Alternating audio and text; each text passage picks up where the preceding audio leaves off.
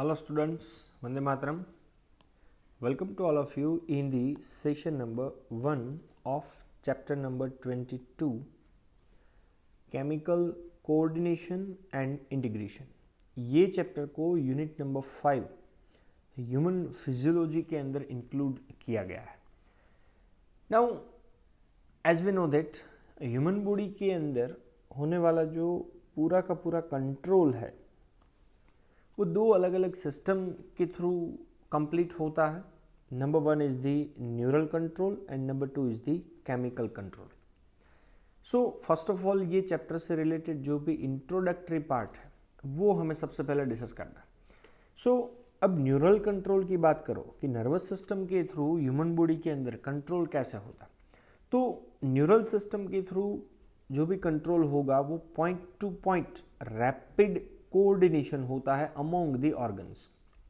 जितने भी number of organs है हर एक ऑर्गन्स के पॉइंट टू पॉइंट कोऑर्डिनेशन एक दूसरे के साथ कोऑपरेशन पॉइंट टू पॉइंट होते हैं by the help of neural system. Okay, second thing, neural system के थ्रू मिलने वाला जो कोऑर्डिनेशन है is a fast but short lived. No doubt milliseconds एकदम फास्ट न्यूरल कोऑर्डिनेशन होता है, बट ये कोऑर्डिनेशंस एकदम शॉर्ट टाइम पीरियड के लिए होगा. उसके पीछे का एक रीज़न तो आपको पता है कि nerve impulse are transmit rapidly in milli seconds.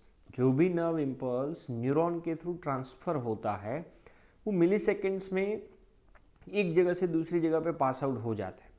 So nerve impulse transmit rapidly in millisecond along the nerves to skeletal muscles which respond immediately. तो skeletal muscle को मिलने वाले जो भी nerve impulses है वो millisecond की स्पीड से बहुत ही फास्ट स्पीड से मूव होते हैं ताकि skeletal muscle voluntary muscles उसको immediately response कर सकते हैं. But as the nerve fibers do not innervate, do not supply all cells of the body. Body के हर एक सेल्स को नर्व फाइबर सप्लाई नहीं होते हैं. And the cellular functions need to be a continuously regulation. अब आपको मैंने न्यूरल सिस्टम का एक पॉइंट बताया था, नो डाउट उसका कोऑर्डिनेशन फास्ट है पर उसका कोऑर्डिनेशन तो एकदम शॉर्ट लिव्ड होता है. पर बॉडी के अंदर ऐसे भी नंबर ऑफ सेल्यूलर फंक्शंस होते हैं जिनको कंटिन्यूअसली रेगुलेट करने की ज़रूरत पड़ती है. सो ऐसे सेल्यूलर फंक्शंस के लिए और दूसरे ऐसे नंबर ऑफ ऑर्गन्स बॉडी के जहाँ पे नर्व फाइबर्स सप्लाई नहीं होते. So for the regulation of continuous cellular functions, कि कंटिन्यूअस सेल्यूलर फंक्शंस को जो रेगुलेशंस की ज़रूरत है, so for the regulation of continuous cellular function, control and coordination are done by one different system, and this system is considered as an endocrine system. So endocrine system is a special kinds of coordination and integration has to be provided by the help of special types of chemical, and this special types of chemical is considered as a hormone. So hormones एक type का chemicals है और ये hormones के through बनने वाली पूरी system को आप कंसिडर कर सकते हो as a endocrine system. So दोनों neural system as well as endocrine system दोनों जॉइंटली कोऑर्डिनेट एंड रेगुलेट करते हैं many physiological functions which are perform within the body. तो बॉडी के अंदर परफॉर्म होने वाली कितनी सारी फिजियोलॉजिकल फंक्शंस है उनको रेगुलेट करने का काम जॉइंटली ये दोनों सिस्टम परफॉर्म करते हैं, neural as well as endocrine system. But within this chapter we have to discuss about the endocrine system. So endocrine system का एक scientific language में meaning दिया हुआ है कि endocrine system is mean for internal regulation and communication of the human body. human body के internal part के अंदर होने वाला regulations और जो communications है वो कौन perform करता है? endocrine system, और उसमें से release होने वाला एक स्पेशल टाइप्स का केमिकल जिसका नाम है hormone. Okay, now endocrine glands क्या है और उसमें से सिक्रेट होने वाले केमिकल्स हार्मोन्स क्या है. So as we know that endocrine glands are lack the duct. कोई भी ट्यूब लाइक स्ट्रक्चर इसके पास नहीं होता है, hence they are considered as a ductless gland. और एंडोक्राइन ग्लैंड का जो सिक्रीशन है, जो केमिकल है, उनको बोला जाता है हार्मोन्स। सो पहले के टाइम पे हार्मोन्स की जो क्लासिकल डेफिनेशन है वो कुछ ऐसी थी कि hormone as a chemical which are produced by endocrine glands and release into the blood. ये एंडोक्राइन ग्लैंड के थ्रू सिक्रीट होने वाला जो केमिकल है वो अपने आजू बाजू के ब्लड में सिक्रीट होगा, रिलीज होगा, और ब्लड के थ्रू वो ट्रांसपोर्ट होकर के जाता है to a distantly located target organ. Because we know that hormone जहाँ पे जनरेट होता है वहाँ पे अपनी इफेक्ट कभी भी नहीं दिखाता है, तो दूर कोई टारगेटेड ऑर्गन के पास वो ब्लड के थ्रू ट्रांसपोर्ट होके जाएगा। Has current scientific definition as follow. तो पहले जो डेफिनेशन थी वो क्लासिकल डेफिनेशन थी। अब आपको जो मैं डेफिनेशन बताने जा रहा हूँ वो साइंटिफिक लैंग्वेज में डेफिनेशन क्या है। So hormones are non nutrient chemicals, उनमें से कोई न्यूट्रिएंट नहीं मिलने वाला, which are act as a intercellular messengers. दो सेल के बीच में मैसेंजर का काम करने वाला non nutrient chemical and are produced in trace minute amount. So वो केमिकल को हम लोग क्या नाम से कंसिडर करेंगे? As a hormones. सो जो नई डेफिनेशन थी, new definition covers a number of new molecules in addition to the hormones which are secreted by the organized endocrine gland। तो जो नई डेफिनेशन है नंबर ऑफ मॉलिक्यूल्स को भी ऐड करती जा रही है, किसके साथ में? हार्मोन्स के साथ में, which are secreted by organized endocrine glands. अब आप इनवर्टिब्रेट्स की बात करो, थोड़े से लोअर ऑर्गेनिज्म, दो थोड़े से poorly develop. So invertebrates which possess a very simple endocrine system. Invertebrate organism के पास सिंपल एंडोक्राइन सिस्टम होती है with few hormones, whereas a large number of chemicals which are act as hormones and provide coordination in the vertebrates। तो invertebrate के पास थोड़ी सी poorly develop endocrine system है, और vertebrate की अगर आप बात करो तो उसके पास बहुत ही ज़्यादा नंबर ऑफ हॉर्मोन्स है and provide a coordination in a complex way. So human endocrine system आपको अभी ये चैप्टर के अंदर पूरी डिस्कस करनी है। बिफोर दैट हॉर्मोन्स का एक कैरेक्टर्स दिया हुआ है कि hormones are special types of chemical messenger secreted by endocrine cells in one part of the body.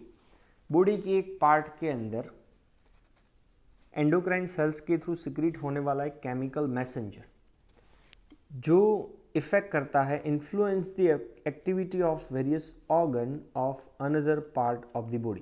कि बॉडी की एक पार्ट में वो जनरेट होगा, ब्लड के साथ मिक्स होकर के कोई दूसरे पार्ट के पास जाएगा और वहाँ पे जाकर के अलग अलग ऑर्गन्स को इन्फ्लुएंस करेगा।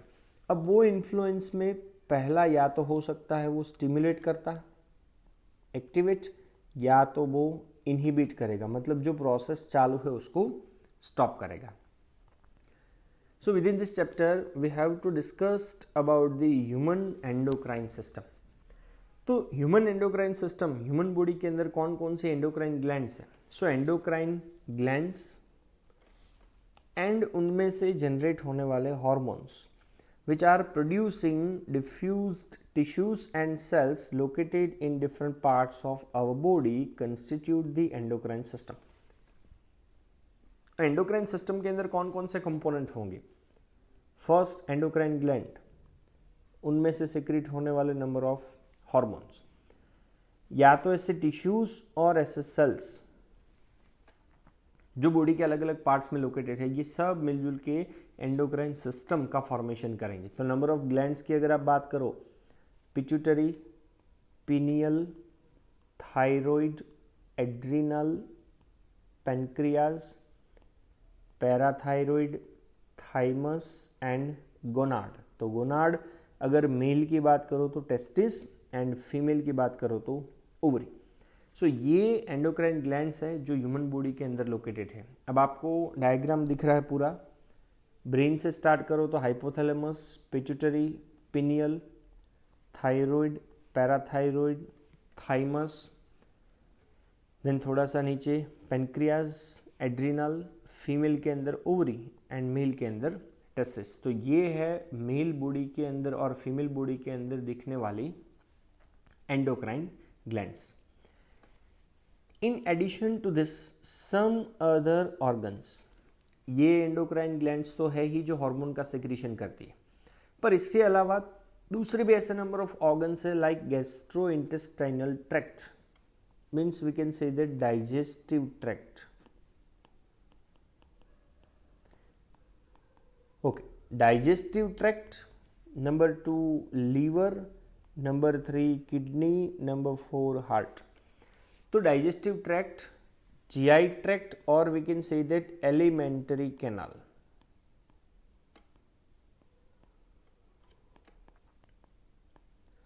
So gastrointestinal tract, liver, kidney, heart, ये भी hormones का generation करते हैं. So a brief account of structures and functions of all major endocrine glands and hypothalamus of the human body is given in the following section. तो अब आगे के जो भी सेक्शंस है उनके अंदर मेजर एंडोक्राइन ग्लैंड्स का स्ट्रक्चर्स क्या है, उनका फंक्शंस क्या है, इवन हाइपोथैलेमस क्या है, वो सब हमें डिटेल में डिस्कस करना है। तो सबसे पहले हम लोग डिस्कस कर लेते हैं hypothalamus. Now as you know that hypothalamus is the basal part of diencephalon, and diencephalon मतलब फोर ब्रेन का एक पार्ट है। सो फोर ब्रेन के डायनसेफेलॉन का जो बेसल पार्ट है वो हाइपोथैलेमस होगा। It regulates a wide spectrum of the body functions. क्यों? Because it is composed of nervous tissues. Now ये हाइपोथैलेमस पिट्यूटरी ग्लैंड के साथ कनेक्ट होता है। सो हाइपोथैलेमस का कनेक्शन पिट्यूटरी ग्लैंड के अलग अलग पार्ट के साथ कैसे होता है? तो सबसे पहले आपको मैंने दिया है कि hypothalamus connect with anterior lobe of pituitary gland. तो एंटीरियर लोब जो पिट्यूटरी ग्लैंड का है उनके साथ हाइपोथैलेमस कनेक्ट होता है बाय हाइपोफिजियल पोर्टल वेसल, जिसका नाम है पोर्टल सर्कुलेटरी सिस्टम। तो आपको फर्स्ट में जॉइनिंग कैसे होता है वो दिखा देता हूँ। तो ये आपको दिख रहा है हाइपोथैलेमस और पिट्यूटरी ग्लैंड का एंटीरियर पार्ट ये रहा। तो उनको जोड़ने के लिए हमारे पास अवेलेबल है पोर्टल सर्कुलेशन। वेयरएज अगर आप बात करो कि हाइपोथैलेमस का कनेक्शन पोस्टीरियर लोब के साथ कैसे होता है, तो hypothalamus connect with posterior lobe of the gland by axon of its neuron, मतलब एक्सॉन पोस्टीरियर पार्ट तक जाएगा। तो ये आपको दिख रहा है पोर्शन एक्सॉन का। सो ये हाइपोथैलेमस और पिट्यूटरी ग्लैंड दोनों का एक दूसरे के साथ जॉइनिंग कैसे होता है। Okay, now hypothalamus contains a several group of neurosecretory cells which called nuclei which produce a hormones, और वो hormones को बोला जाता है न्यूरोहॉर्मोन्स। तो हाइपोथैलेमस के पास न्यूरोसेक्रेटरी सेल्स जिनका नाम है न्यूक्लियाई, जो स्पेशल टाइप्स के हार्मोन्स जनरेट करते हैं जिनका नाम है न्यूरोहॉर्मोन्स। नाउ ये हार्मोन्स की मेन रिस्पॉन्सिबिलिटी क्या है? विच regulate the synthesis and secretion of pituitary hormone. Pituitary gland को पूरा ये हार्मोन्स कंट्रोल करेंगे कि कौन सा हार्मोन उसमें से जनरेट होगा, कौन सा हार्मोन नहीं होगा। So hormones produced by hypothalamus are of mainly two types. दो टाइप्स के हार्मोन हाइपोथैलेमस से जनरेट होंगे, उसमें से नंबर 1 है RH, और RH का नाम है रिलीजिंग हार्मोन। तो ये रिलीजिंग हार्मोन का काम क्या है? Which stimulate the secretion of pituitary hormone. वो पिट्यूटरी हार्मोन्स का सेक्रीशन स्टार्ट करेंगे। तो ये फर्स्ट हार्मोन हो गया। And hormone number 2 IH, inhibiting hormone. तो इनहिबिटिंग का काम है which stop the secretion of pituitary hormone. तो एक पिट्यूटरी हार्मोन के सिक्रीशन को बढ़ाएंगे और दूसरा उसको स्टॉप करेंगे। जैसे कि आपको एग्जांपल दिया है हाइपोथैलेमिक हार्मोन जिसका नाम है GnRH, गोनेडोट्रोफिन रिलीजिंग हार्मोन। अब ये गोनेडोट्रोफिन रिलीजिंग हार्मोन, उसके पीछे RH लगा, तो वो क्या करेगा? Stimulate the pituitary synthesis and release of gonadotrophin. तो गोनेडोट्रोफिन के अंदर दो हार्मोन्स आते हैं, LH and FSH, luteinizing hormone and follicle stimulating hormone. तो अगर पिट्यूटरी ग्लैंड में से गोनेडोट्रोफिन को सिक्रेट करना हो तो हाइपोथैलेमस में से क्या सिक्रेट होगा? GnRH। दूसरा एक एग्जांपल ऐसा ही दिया हुआ है जिसका नाम है ग्रोथ हार्मोन रिलीजिंग हार्मोन, या तो उसे बोला जाता है सोमेटोट्रोपिक रिलीजिंग हार्मोन। ये रिलीजिंग हार्मोन का काम क्या है? विच रिलीज ग्रोथ हार्मोन और somatotropin from anterior pituitary gland. In short, pituitary gland से अगर कोई हार्मोन को सिक्रेट करवाना हो देन हमें कंपलसरी RH नाम के हार्मोन्स की जरूरत पड़ेगी। Okay, second example, on the other hand somatostatin from the hypothalamus inhibit the release of growth hormone from the pituitary. अब पिट्यूटरी ग्लैंड से ग्रोथ हार्मोन के सिक्रीशन को अगर स्टॉप करना हो तो हाइपोथैलेमस से क्या रिलीज होगा? सोमेटोस्टेटिन, या तो उसे सिंपल लैंग्वेज में बोल सकते हैं GHIH, growth hormone inhibitory hormone, या तो उसका दूसरा नाम है सोमेटोस्टेटिन, जिसका काम है पिट्यूटरी ग्लैंड से ग्रोथ हार्मोन के सिक्रीशन को स्टॉप करना। ओके, ये जितने भी हार्मोन्स हैं, वेदर इट इज RH और IH, कहाँ पे ओरिजिनेट होते हैं? ओरिजिनेटिंग इन दी हाइपोथैलेमिक न्यूरॉन। हाइपोथैलेमस के पास जो भी न्यूरॉन्स होते हैं वहाँ पे वो रिलीज हो गए, pass through axons and are release from their nerve ending. अब आप डायग्रामेटिक रिप्रेजेंटेशन देखो, हाइपोथैलेमिक न्यूरॉन्स में वो जनरेट होंगे और एक्सॉन या तो पोर्टल सर्कुलेशंस के थ्रू वो पिट्यूटरी के अलग अलग पोर्शंस में जाकर के अपना अपना रोल प्ले करेंगे। सो हार्मोन हाइपोथैलेमिक न्यूरॉन में जनरेट होते हैं, एक्सॉन के थ्रू पास होंगे और नर्व एंडिंग के थ्रू वो रिलीज होंगे। Now this hormone reach the pituitary gland through a portal circulatory system and regulate the functions of anterior pituitary. क्योंकि आपको मैंने बताया था हाइपोथैलेमस और पिट्यूटरी ग्लैंड का इंटीरियर पोर्शन जो है वो किसके थ्रू जुड़ा है? Portal circulatory system. whereas the posterior pituitary is under the direct neural regulation of the hypothalamus। क्योंकि उसका एक्सॉन जो है वो पोस्टीरियर पिट्यूटरी तक आपको अरेंज्ड होता हुआ दिखेगा। तो ये पोर्टल सर्कुलेटरी सिस्टम किसको किसको जोड़ेगा? हाइपोथैलेमस एंड पिट्यूटरी का इंटीरियर पोर्शन, और हाइपोथैलेमिक न्यूरॉन का जो एक्सॉन है वो किसको किसको कनेक्ट करेगा? Posterior pituitary, and second one is the hypothalamus. So this all are related with the introductory part of endocrine system as well as functions and structures of hypothalamus.